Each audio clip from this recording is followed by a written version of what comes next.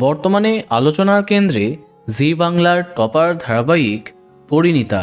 কদিন আগে এক বড় টুইস্টের মাধ্যমে এই ধারাবাহিক থেকে বিদায় নিয়েছেন গোপাল চরিত্রাভিনেতা দ্রোণ মুখার্জি।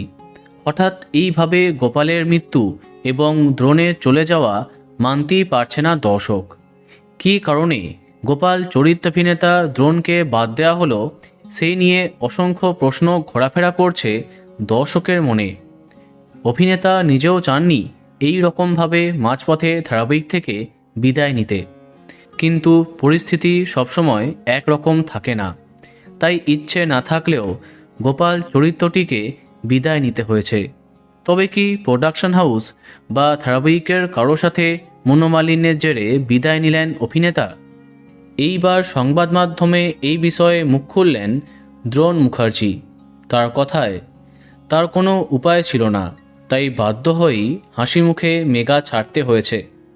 কোনো অভিনেতা নিজে থেকে একটি সফল ধারাবাহিক ছাড়তে চান না, কিন্তু গল্পের মোড় ঘোরানোর জন্য এবং কেন্দ্রীয় চরিত্রগুলোর মধ্যে জীবনের সংঘাত বা ট্র্যাজেডি ফুটিয়ে তোলার জন্য গোপাল চরিত্রটির বিদায় প্রয়োজন ছিল। তাই সবার সাথে আলোচনা করে ঠান্ডা মাথায় এই সিদ্ধান্ত নেওয়া হয়েছে।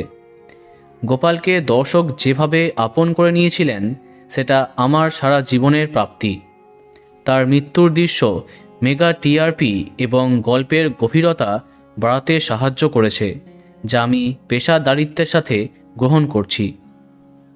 বোঝাই যাচ্ছে কেন বাধ্য হয়ে এই ধারাবাহিকটি ছাড়লেন টেলি অভিনেতা দ্রোণ মুখার্জি। বন্ধুরা, তাকে কে কে মিস করছে কমেন্টে জানাতে পারো। আর এই রকমই আরও অনেক ভিডিও পেতে সাবস্ক্রাইব কারেন্ট বস।